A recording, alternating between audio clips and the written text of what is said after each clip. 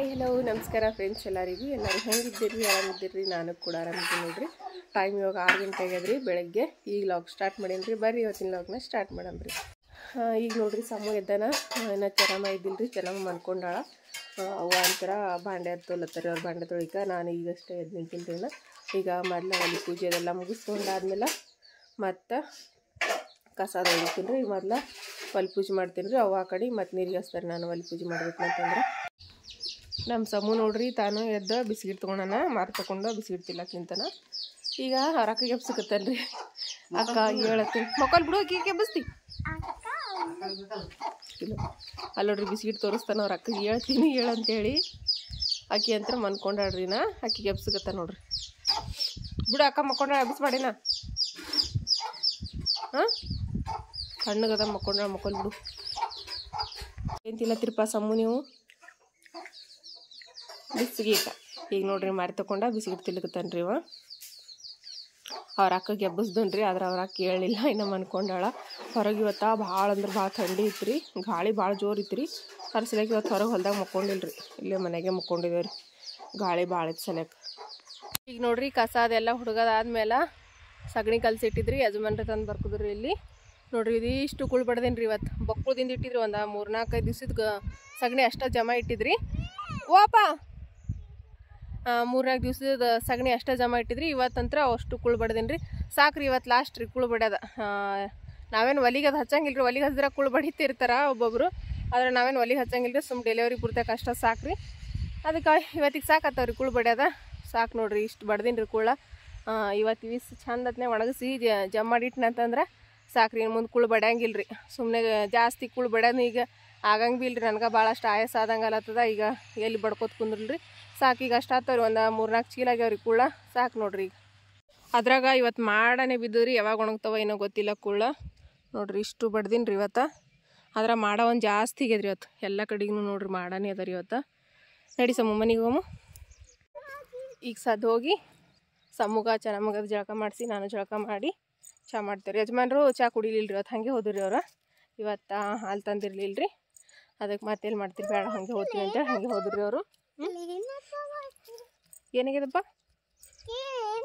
ಈಗ ನೋಡ್ರಿ ಜಳಕದೆಲ್ಲ ಐತ್ರಿ ಚೆನ್ನಮ್ಮ ಸಮ್ಮು ಇನ್ನೂ ಜಳಕ ಮಾಡ್ಲಿಲ್ರಿ ನಾವು ಇನ್ನೊಂದು ಸ್ವಲ್ಪ ನಿಂತು ಮಾಡ್ತೀವಿ ಜಳಕ ಈಗ ಆಟ ಆಡ್ಲಕ್ಕೆ ಹೋಗ್ತೀವಿ ಅಂತ ಜಳಕ ಮಾಡ್ಲಿಲ್ರಿ ಅವರು ಈಗ ನಮ್ಮ ಜಳಕದಾಗ್ಯದ್ರಿ ಈಗ ಚಹಾ ಇಟ್ಟಿನ್ರಿ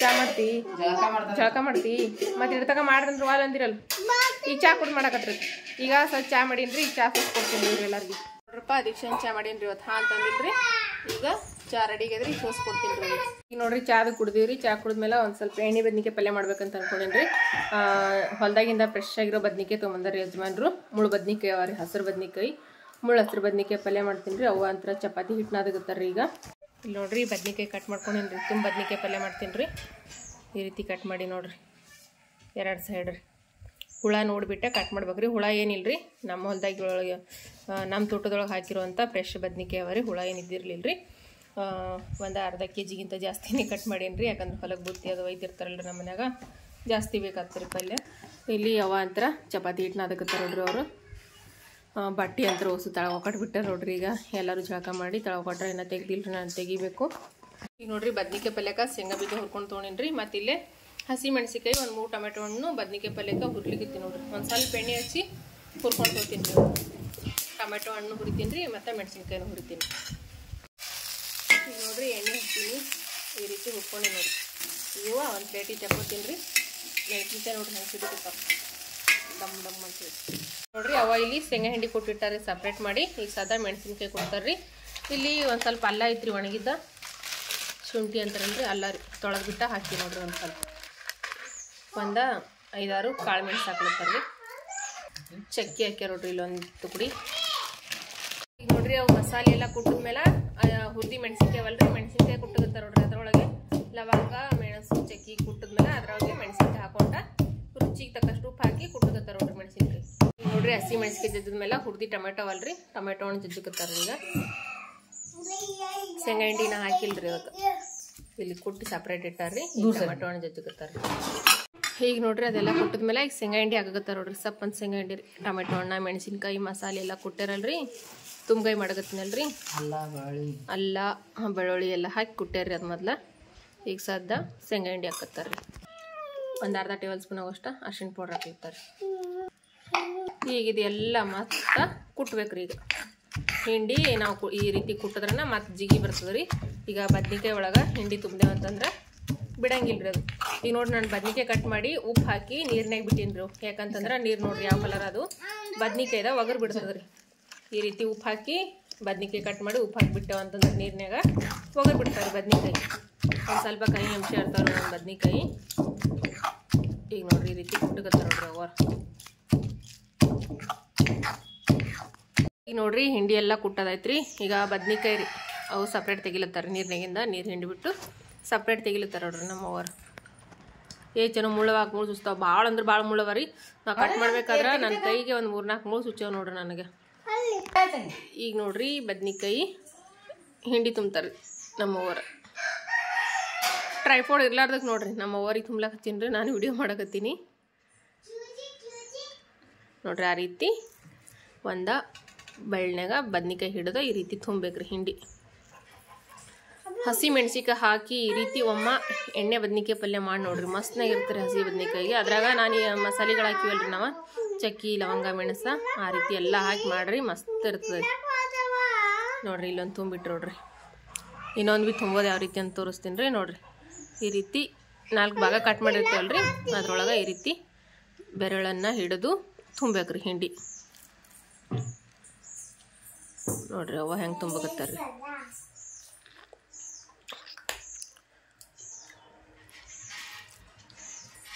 ಅದ್ರೊಳಗೆ ಎಷ್ಟು ಹಿಂಡಿ ಹಿಡಿಯುತ್ತೋ ಅಷ್ಟು ಹಿಂಡಿನ ತುಂಬೇಕ್ರಿ. ಹಿಂಡಿ ಏನು ಬಿಟ್ಕೊಳಂಗಿಲ್ಲ ರೀ. ಯಾಕಂತಂದ್ರೆ ಮಸ್ತ್ ಜಿಗಿ ಆಗಿಬಿಟ್ಟದ್ರಿ ಅದು. ಹಸಿ ಮೆಣಸಿಕಾಯಿ ಹುರಿದಿದ್ರು ಮೆಣಸಿಕಾಯಿ ರೀ, ಶೇಂಗಾ ಹಿಂಡಿ. ಅದ್ರಾಗ ಈ ಕಲ್ನ್ಯಾಗ ಕುಟ್ಟಿರ್ತೇವಲ್ರಿ ಹಿಂಡಿ ಭಾಳ ಜಿಗಿ ಬರ್ತಾರೆ. ನಾವು ಮಿಕ್ಸಿ ಹಾಕಿರೋಕ್ಕಿಂತ ಈ ರೀತಿ ಕಲ್ನ್ಯಾಗ ಕುಟ್ಟಿದ ಶೇಂಗಾ ಹಿಂಡಿದ ಭಾಳ ಅಂದ್ರೆ ಭಾಳ ಜಿಗಿ ಇರ್ತದೆ ರೀ. ಹಿಂಡಿನೇ ಬಿಡಂಗಿಲ್ಲ ರೀ ಅದು ಬದ್ನಿಕಾಯಿ ಒಳಗಿಂದ. ಯಾವ್ದಪ್ಪು ನಿಂಗೆ ಉಳ್ಳಾಗ ಬದ್ನಿಕಾಯಿ ಪಲ್ಯ ಚಪಾತಿ ಮಾಡ್ತೇವೆ ಹೋರಿ ಹೋರಿ ನೀವು ಹೊರಗೆ. ಇಲ್ಲಿ ನೋಡ್ರಿ ಬದ್ನಿಕಾಯಿಗೆಲ್ಲ ಹಿಂಡಿ ತುಂಬ ತೊಗೊಂಡಿನ್ರಿ. ಈಗ ನೋಡ್ರಿ ಮಸ್ತ್ನಾಗಿ ಬದ್ನಿಕಾಯಿಗೆ ಹಿಂಡಿ ತುಂಬಿನ್ರಿ. ಈಗ ಸಾದ್ ನೋಡ್ರಿ ಇನ್ನು ಹಿಂಡಿ ತುಂಬಿದ್ಮೇಲೆ ಇದಿಷ್ಟು ಹಿಂಡಿ ಉಳಿದ್ರಿ. ಇದು ಗ್ರೇವಿ ಆಗ್ತದೆ ರೀ. ಅದೇ ಇದಕ್ಕೇನು ಮಸಾಲೆ ಮಾಡ್ಕೊಂಡಿದ್ದೇವಲ್ರಿ ಅದೇ ಮಸಾಲೆ ಇನ್ನು ಇದಿಷ್ಟು ಉಳಿದು ನೋಡ್ರಿ.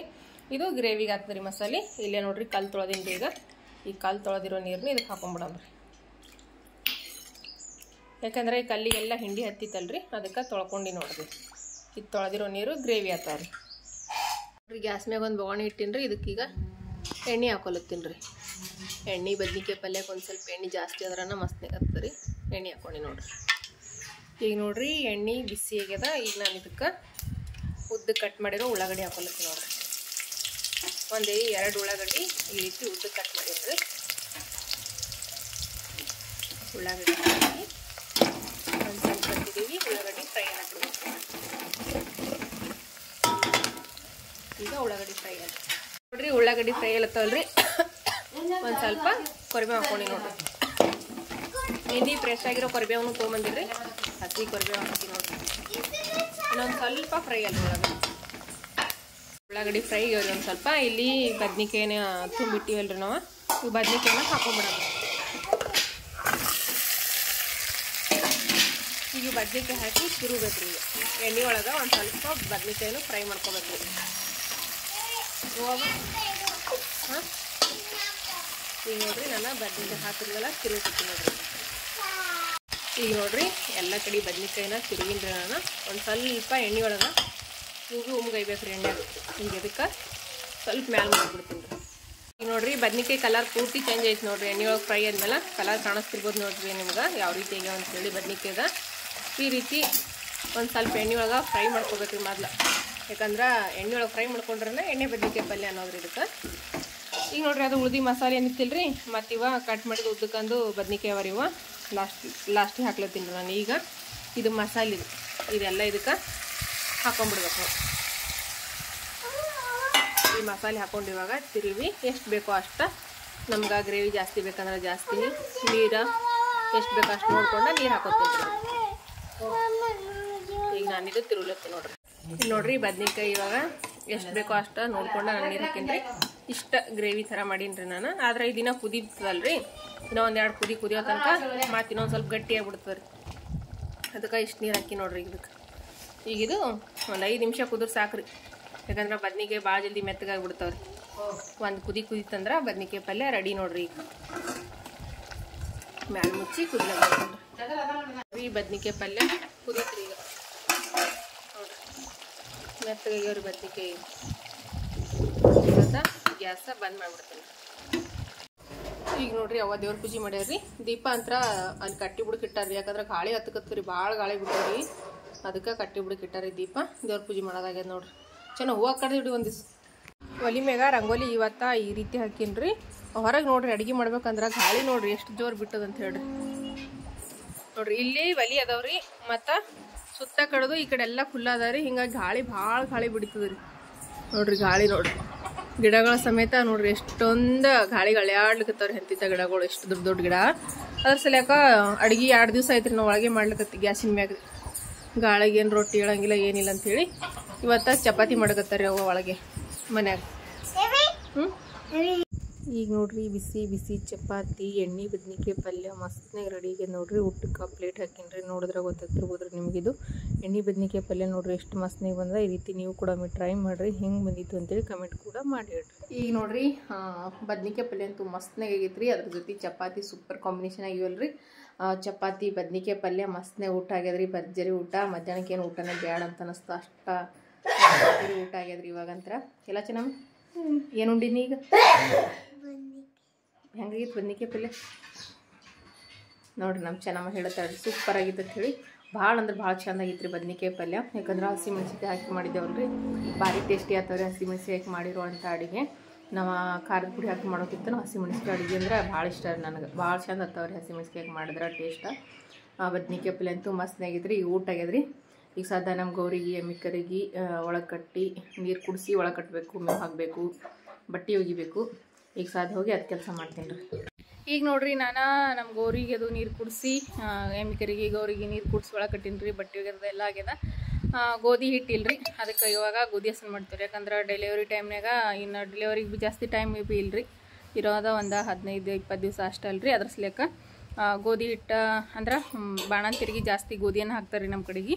1 ಟೈಮ್ ಆದರೂ ಗೋಧಿಯನ್ನು ಅಡುಗೆ ಮಾಡ್ತಾರೆ. ಅಂದ್ರೆ ಗೋಧಿಲಿಂತ ಮಾಡಿರೋ ಯಾವುದಾದ್ರೂ ಒಂದು ಅಡುಗೆ ಮಾಡ್ತಾರೆ ರೀ. ಹಾಗಾಗಿ ಈಗ ಸದಾ ಗೋಧಿ ಹಸನ್ ಮಾಡಕತ್ತೀವ್ರಿ. ನಾನು ನಮ್ಮವ್ವ ಗೋಧಿ ಹಸನ್ ಮಾಡ್ಬೇಕಂತೇಳಿ ಗೋಧಿ ಹಾಕೊಂಡು ಕೂತಿದ್ದೆ ರೀ. ಸಮ್ಮು ಮತ್ತು ಚೆನ್ನಮ್ಮ ಯಜಮಾನ್ರು ಹೊಲಕ್ಕೆ ಹೋಗ್ಯಾರಿ, ಬುತ್ತಿ ಕೊಡ್ಲಕ್ಕೆ ಹೋಗ್ಯಾರಿ. ಅವ್ರ ಟ್ಯಾಕ್ಟರ್ ಡ್ರೈವರ್ಗೆ ಬುತ್ತಿ ಕೊಟ್ಟು ಬರ್ಲಕ್ಕೆ ಹೋಗ್ಯಾರಿ ಈಗ ಸದವರು. ಅದಕ್ಕೆ ನಾನೀಗ ಸಮ್ಮು ಅಂತ ಕಡೆ ಹೋಗ್ಯಾನಲ್ರಿ. ಈಗ ಗೋಧಿ ಹಾಕೊಂಡು ಕೂತೀನಿ ಹಸನ್ ಮಾಡ್ಲಕ್ಕೆ. ಐದನಪ್ಪ ಅಂತಂದ್ರೆ ಮತ್ತು ಓಸು ಗೋಧಿ ಎಲ್ಲ ಚಲಿ ಬಿಡ್ತಾನೆ ರೀ. ಈಗ ಬಂದಂದ್ರೆ ಭೀ ಬಂದ್ಬಿಟ್ಟು ಮಕ್ಕೋತಾನೆ ರೀ. ಈಗ ಟೈಮ್ ಹೆಂಗೆ ಭೀ 1 ಗಂಟೆ ಆಗ್ತಾರೆ ಬರೋಷ್ಟೊತ್ತಿಗೆ ಮನ್ಕೋತಾನೆ ರೀ. ಅದಕ್ಕೆ ಈಗ ಗೋಧಿ ಹಸನ್ ಮಾಡ್ತೀನಿ ನೋಡ್ರಿ. ಗೋಧಿ ಗಾಳಿ ಬಿಟ್ಟಿತ್ರಿ, ಒಂದು ಸ್ವಲ್ಪ ತೂರಿನ್ರಿ. ಕಸ ಎಲ್ಲ ನೋಡ್ರಿ ಆ ಕಡೆ ಹೋಗ್ಯೋದ್ರಿ. ಮುಂದಕ್ಕೆ ಕಸ ಬಿದ್ದು ನೋಡ್ರಿ ಅಲ್ಲೆಲ್ಲ ತೂರಿದ್ಮೇಲೆ ಹಳ್ಳಾವರಿ ಒಂದು ಸ್ವಲ್ಪ ಗೋಧಿ ಒಳಗೆ. ಇವಾಗ ಹೋದ ವರ್ಷ ಹೊಲದೊಳಗೆ ಬೆಳೆದಿರೋ ಗೋಧಿ ನೀರು ಇವು. ಈಗ ಸದಾ ಹಸನ್ ಮಾಡ್ತೇವ್ರಿ ನೋಡ್ರಿ. ಗೋಧಿ ಅಂತ ಹಸನ್ ಮಾಡೋದೈತ್ರಿ. ಗೋಧಿ ಹಸನ್ ಮಾಡೋದಾದ್ಮೇಲೆ ಈಗ ಲಾಕ್ ಸ್ಟಾರ್ಟ್ ಮಾಡೀನಿ ನಾನು. ಹಿಡಿತಕ್ಕ ಗೋಧಿ ಹಸನ್ ಮಾಡಾವೆ ಅದು ರೀ. ಮತ್ತು ಸಮ್ಮು ಚೆನ್ನಮ್ಮ ಅಂತ ಕಲಬುರ್ಗಿ ಹೋಗ್ಯಾರ ಈಗ ಯಜಮಾನ್ರ ಸಂಗಟ.